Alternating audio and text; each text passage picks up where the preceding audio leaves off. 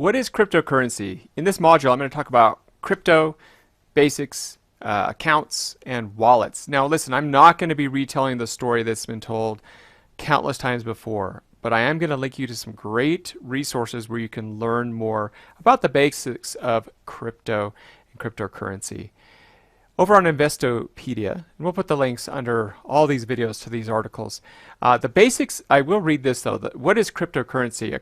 A cryptocurrency is a digital or virtual currency that is secured by cryptography, which makes it nearly impossible or counterfeit or double spend. Many cryptocurrencies are decentralized networks based on blockchain technology, a distributed ledger enforced by a disparate network of computers. A defining feature of cryptocurrencies is they are generally not issued by any central authority, rendering them theoretically immune to government interference or manipulation. And that's what's amazing about cryptocurrency. What you're seeing is the adaptation of cryptocurrency in our world. There was a time when governments were really kind of not sure about it, and now a lot of them are adopting it.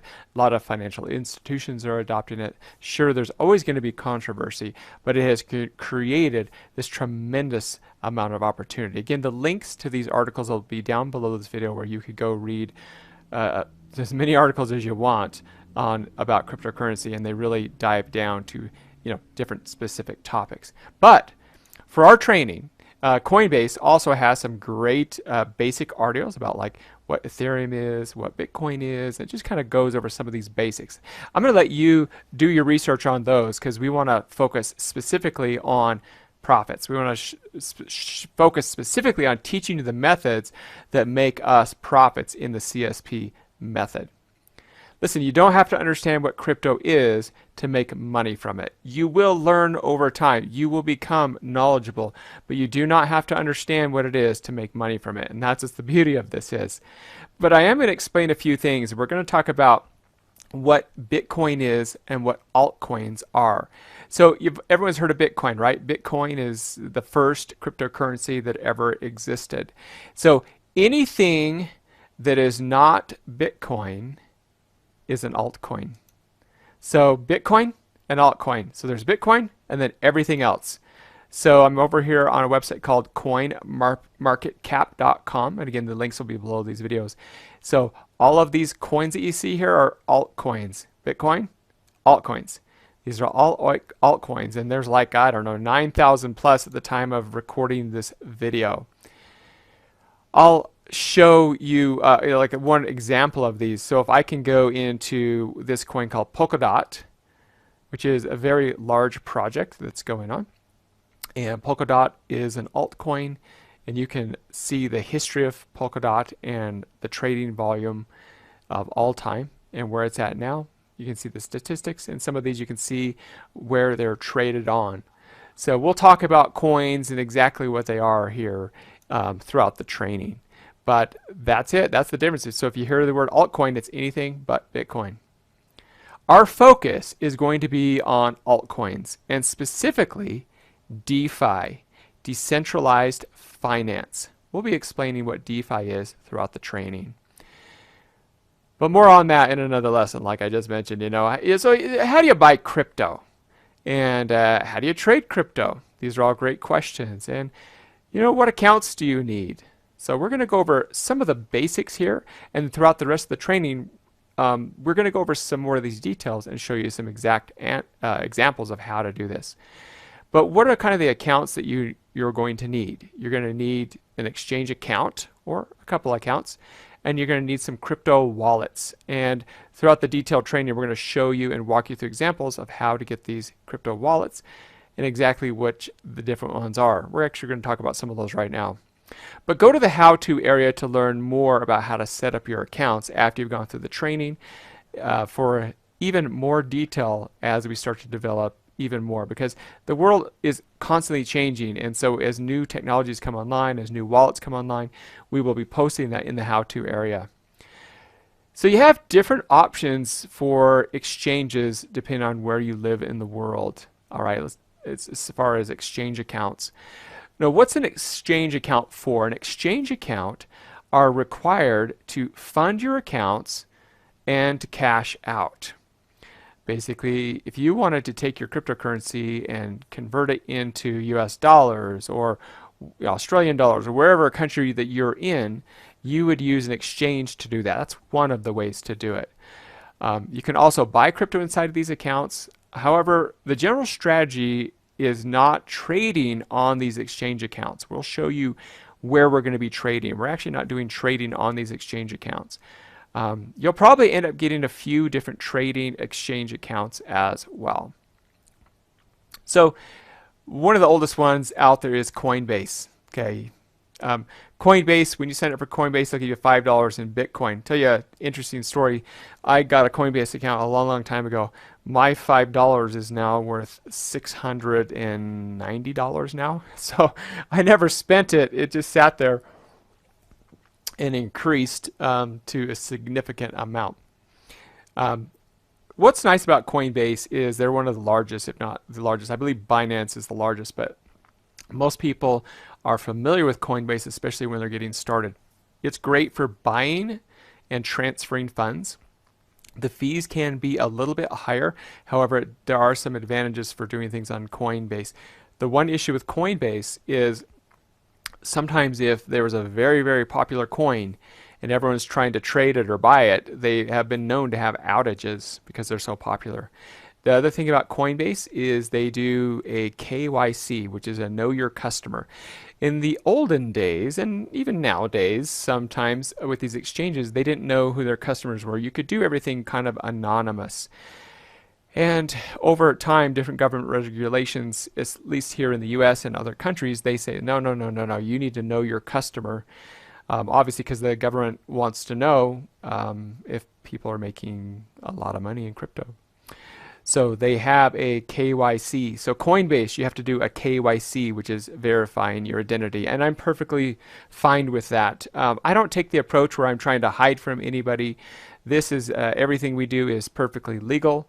We're not trying to hide anything. But I do understand there are some people that try to be a little bit more private with their funds and their resources. And so there actually are options to still use different exchanges where you're not as known. Let's just say that.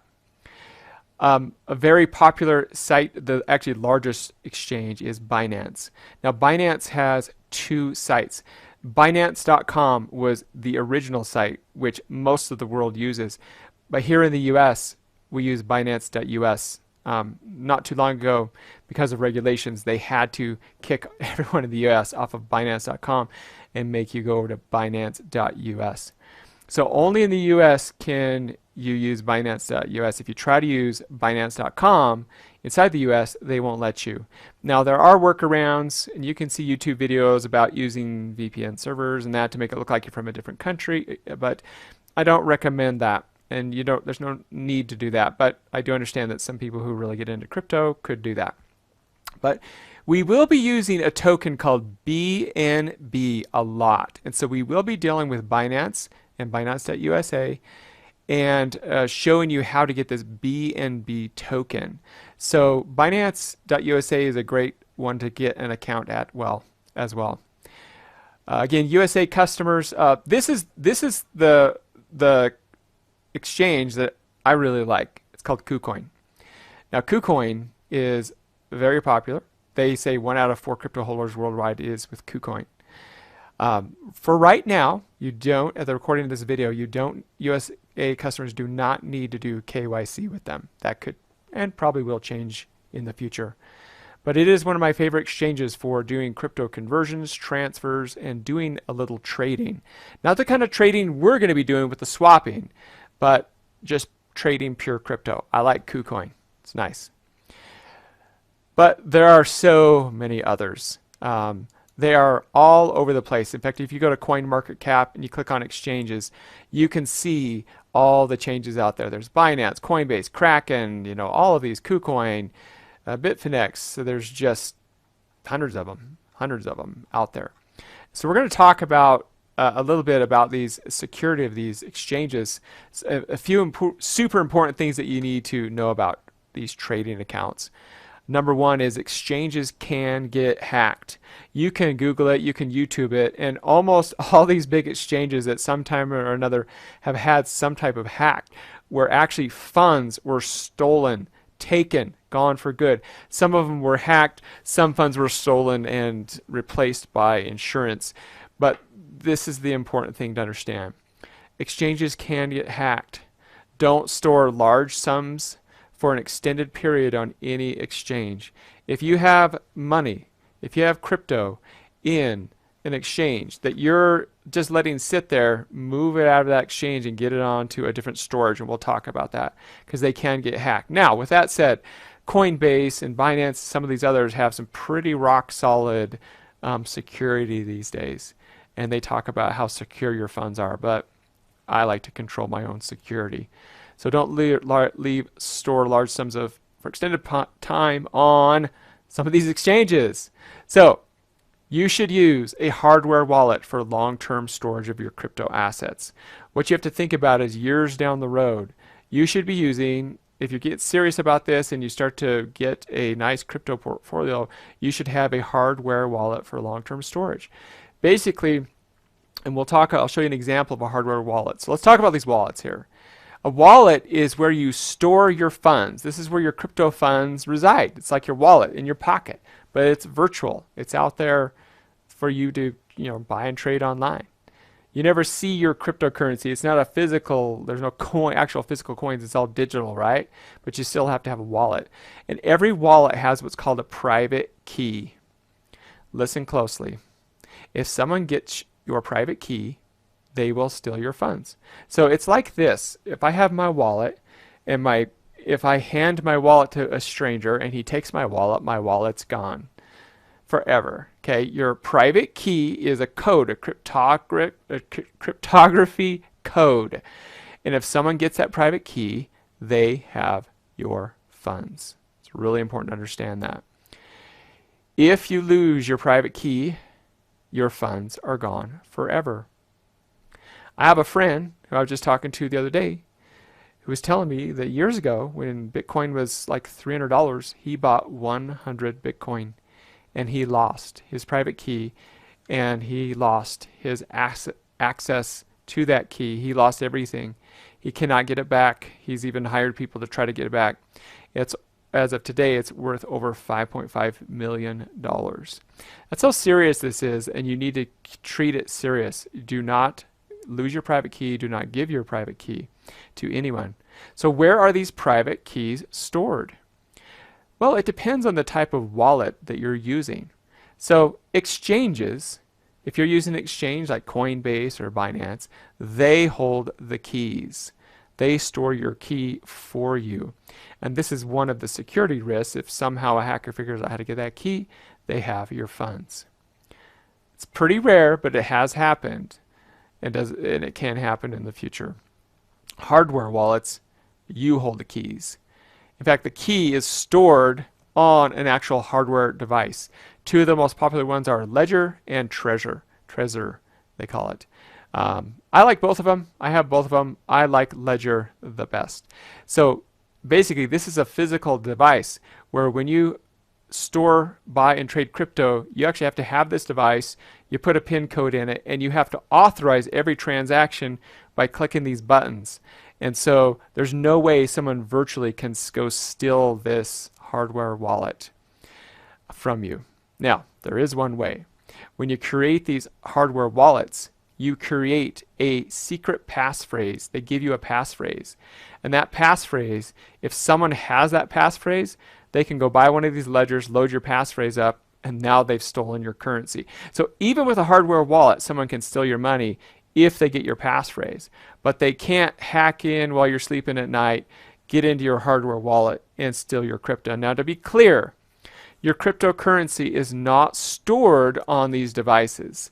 Your cryptocurrency is stored on the blockchain. This is like the key that lets you access it. So that's really important to understand. If you lose your Ledger device, if it gets destroyed, burns up in a fire, as long as you have your passphrase, you just get another Ledger device, load your passphrase up, and your funds are back on. The hardware wallet is there just to secure things so that transactions are secure, that you have to verify these transactions. It's the best storage for long term. Decentralized wallets are where you also hold the keys as well. Decentralized wallet, this is where we'll be storing our funds for our trading. So when we do trading, we'll be putting funds into these decentralized wallets. And we will be using something called MetaMask. We'll be using MetaMask to hold our funds and to do our trading. Now, there are a lot of software wallets out there. Another popular one is Trust Wallet. For our trading, we're not going to be using Trust Wallet, but I do have some training that shows you how to set up Trust Wallet and why you'd want to use Trust Wallet at certain points, mainly to maybe buy some crypto and to send it over. But mainly we're going to be using what's called MetaMask. That is the software wallet. So you control the keys on that. And like anything, they're going to give you a passphrase, and that passphrase needs to be guarded with all your might. And because if someone has the passphrase, your word phrase, secret word phrase, they can and will steal your money.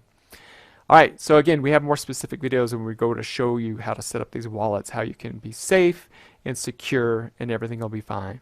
So go to the how-to area to learn more about how to set up these accounts. And also through some of these lessons, I show you how to set up these accounts as well.